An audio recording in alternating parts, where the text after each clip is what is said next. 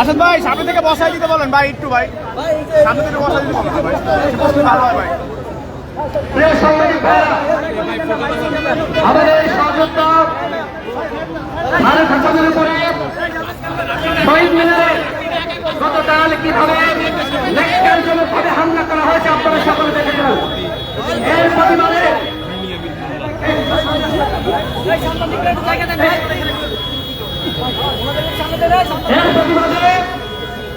আজকে আমরা শহীদ মিনারে বিক্ষোভ সমাবেশ করে আমরা 24 ঘন্টা সময় দিয়েছি।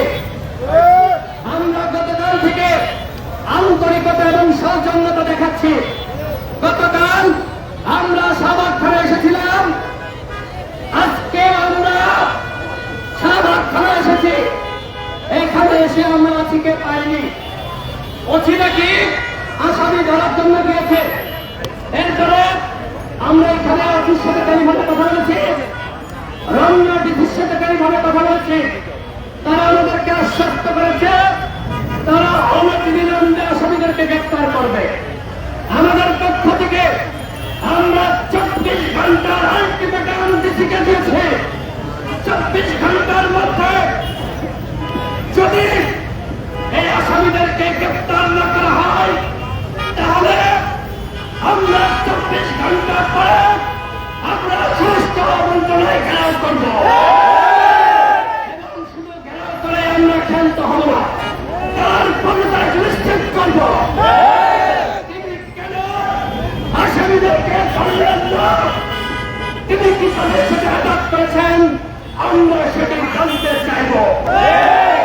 স্পষ্ট কথা, এই বিপ্লবে গণ অধিকার পরিষদের অবদান সম্পর্কে আপনারা সকলে জানেন।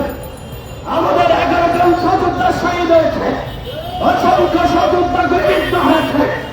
এখন যদি হাসিনার পতনের পরে এই বিপ্লবী সরকারের দাবিদার এই অন্তর্বর্তী ভাই ফোনটা একটু নিচে ধরেন না ভাই, ফোনগুলো একটু নিচে ধরেন, একটু নিচে ধরেন ভাই, ভাই একটু নিচে ধরেন, ঠিক আছে ভাই একটু নিচে ধরেন,